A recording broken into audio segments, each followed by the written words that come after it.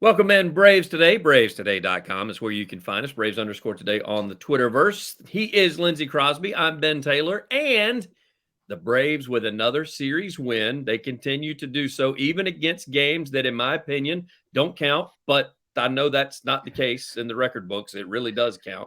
But against Seattle, where I've said before, I've said it over and over on each pod that Lindsay and I talk about, I think that this many interleague games at the beginning of the season hurts programs more than it helps them, because, whenever you start playing the Mets and you win a series, well, then you move ahead like a lot more because the Mets drop down as you move up. And that's not the case right now. And it all depends on who you draw. I mean, if somebody like the Mets or somebody like the Dodgers ends up getting a bunch of subpar American League teams that they're playing against, and the Braves are yeah, exactly.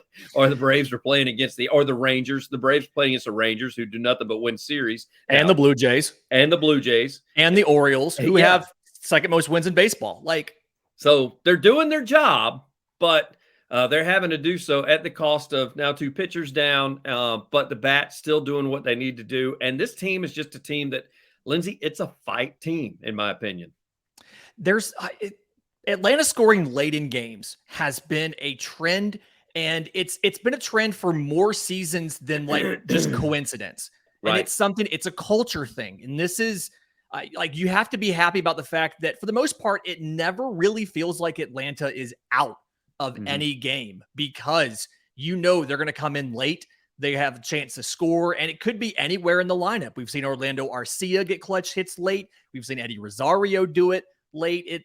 We've seen Marcell Ozuna in the month of May do it. Yeah, what is that all about? It's just it's amazing to me. Marcel May, I told you.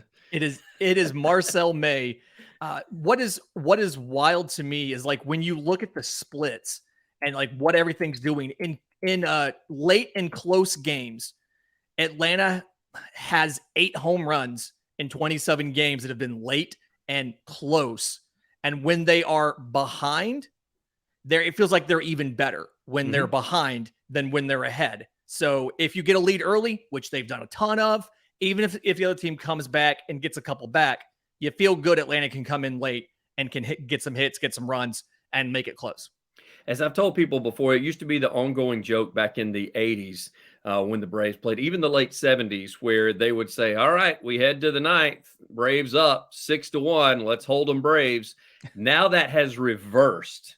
Now it's no longer let's hold them Braves. Now it's literally you can't count them out until the 3rd out is made in the 9th inning when they're at home. And so it's just one of those things where, as you said, Darno, another one that just all of a sudden shows up and, pops one, 350 to give the Braves the lead, give them the go ahead. Stuff like that is phenomenal to me, because it's almost like, as you just said, in the locker room and the culture, it's an expected thing.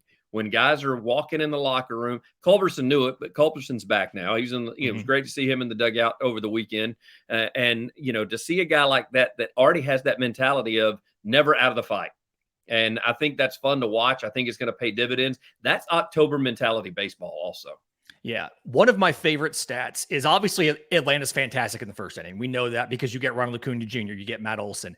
In the 8th inning, it's one of the better innings for Atlanta. In the 8th inning, they're batting 287, 371, 541 with 11 home runs. It is the 3rd most productive inning of any inning in the game on the season for Atlanta. That's how good this team is late.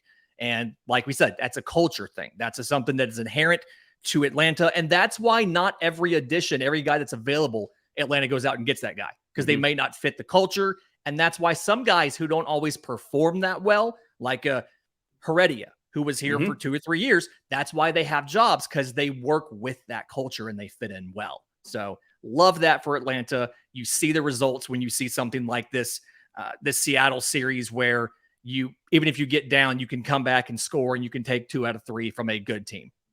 2 guys that stood out, in my opinion, over the weekend. Ronald Acuña continues to shine both defensively as well as offensively. Even when he only gets 1 hit, he still is able to make his way around the bases, and he gets a run scored. Also, he still continues to shine on average as well as hits for the team, because he's leading in both.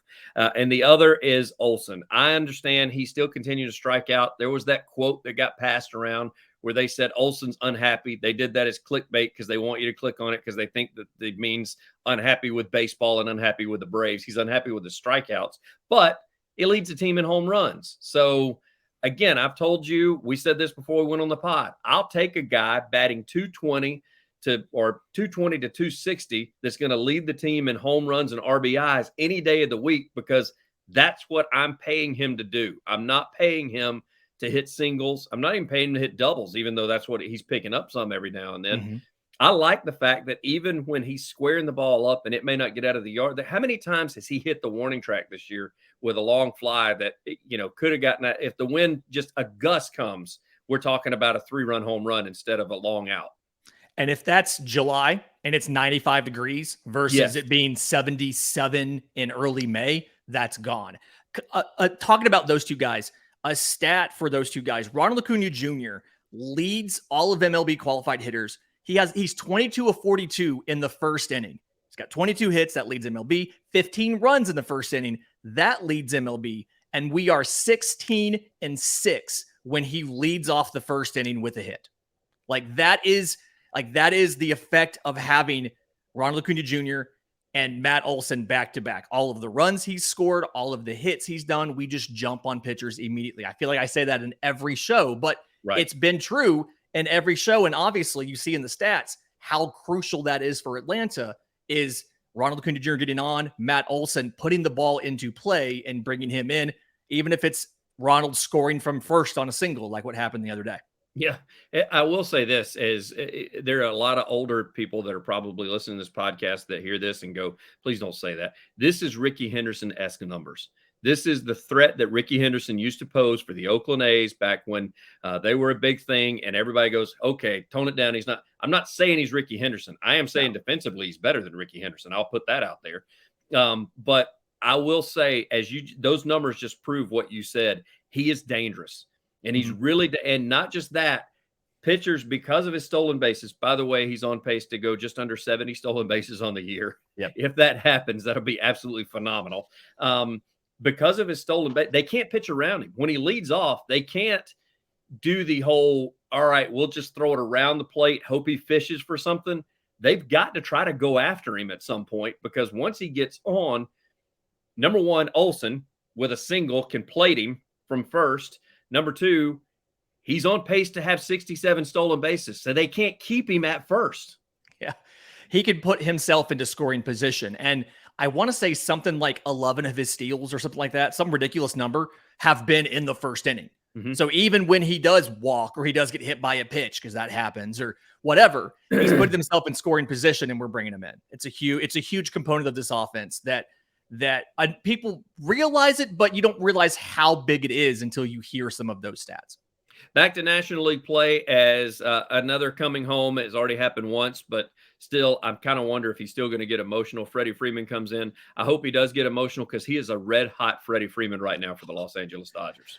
I was looking at StatCast trying to figure out how to get Freddie Freeman out, because on the year he's batting .321 with a .394 on base and a .547 slugging. And I'm not quite sure how to get him out looking at this, but I can tell you, don't throw him a changeup. He's batting .400 against changeups this year. And he has a positive run value in every kind of pitch, sliders, curveballs, changeups, doesn't matter, except for cutters. Maybe throw him a bunch of cutters. I don't know. But it kind of feels like you have to pick your poison here with Freddie Freeman. He's going to get his. You have to keep everybody around him from getting theirs if you want to have a chance to win this series. I don't get a chance to watch the Dodgers as often as I probably should be able to watch them, just because, number one, I'm not going to subscribe to MLB TV because they black out the Braves. And number two, because them being on the West Coast, me and my job having to be up early, I'm not going to be staying up and watching them even on ESPN when they do a Sunday night game. Is Freddie Freeman somebody that has benefited from this lack of shift that's had to take place this year? Because he was one that they shifted on him. It wouldn't, even if he was in a slump, they shifted on him even the last few years. He was one of the biggest, like the guys who have been shifted the most in all of baseball. And yes, he absolutely has benefited from not having a shift. More of those ground balls that he would hit, things like that, have become base hits. That's part of why the average is so high. But to your point of not having seen a lot of the Dodgers, You have, and maybe haven't realized it if you've watched the Braves, because these two teams, and there's a piece up right now on Braves Today just about this. These two teams are remarkably similar. So last year, both teams win their divisions, win over 100 games, and then they get bounced in the divisional round. We lose to Philadelphia. They lose in the to, I think, San Diego. Yep. Then both teams see the starting shortstop leave in the offseason. Dansby goes to the Cubs. They lose Trey Turner to the Phillies. The replacement shortstop gets hurt. We lose Orlando Arcia, thankfully for only a couple weeks to a microfracture of the wrist. Mm-hmm. They lose Gavin Lux for the whole season to a torn ACL. The rotations are decimated. We have Ian Anderson had Tommy John. We lose Max Fried and Kyle Wright. Walker Buehler had Tommy John last year, and then they're currently without Dustin May and Julio Urias. And so right now we're tied for wins in the National League with 29, and it's because you have an all-everything outfielder, Mookie Betts or Ronald Acuña, that leads off. You've got a fantastic first baseman hitting behind them that drives them in Matt Olson or Freddie Freeman, and you've got a catcher that's red hot at the plate in Sean Murphy or Will Smith. These two teams are remarkably similar, and that fact means this is a really good kind of like measuring stick to how good are the Braves this year, is what they've been doing with the lineup, the bullpen, the offense. Is it sustainable? And you're going to find out because you're facing a team that is very similar to you in the Los Angeles Dodgers.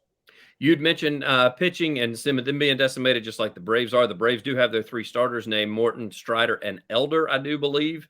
However, there is a TBD for the Dodgers on that Tuesday matchup. We know who that's going to be. So Gavin Stone is one of their top pitching prospects. He'll make his second start of the year on Monday night versus Charlie Morton. And then they are calling up their number one pitching prospect, Bobby Miller, to make that Tuesday start against Spencer Strider. It is his first appearance in MLB. He'll face Spencer Strider in Truist Park. Not an easy matchup. Wow. And then game 3 is Tony Gonsolin, who's the relative old guy in this rotation at like 25, versus Bryce Elder. So Atlanta has an opportunity because you've got two young pitchers facing two accomplished MLB guys, albeit different ways. Strider's not that old, but he's pretty accomplished. Morton's obviously really old and accomplished. And so you have a chance to jump on these young guys early. If you can make them struggle, if you can knock them out of the game, you have an opportunity with the Dodgers bullpen being down some guys right now and being a little bit overworked. You have a good opportunity to take some games early in this series and then see if Bryce Elder can keep up the magic against a fantastic Tony Gonsolin, 2-1, 1.13 ERA. So great pitching matchups all across the board. Continues the trend of Atlanta just being faced with a lot of young top pitching prospects, but at least you get your top 3 for this series in Morton, Strider, and Elder.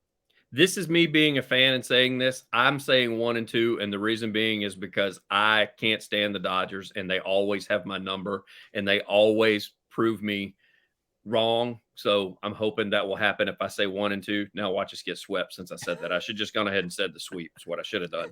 Then it wouldn't happen. But then I said, if I said sweep, then we'd go 1-2. So, but I'm going to go 1-2 because I do think that it's going to be tough.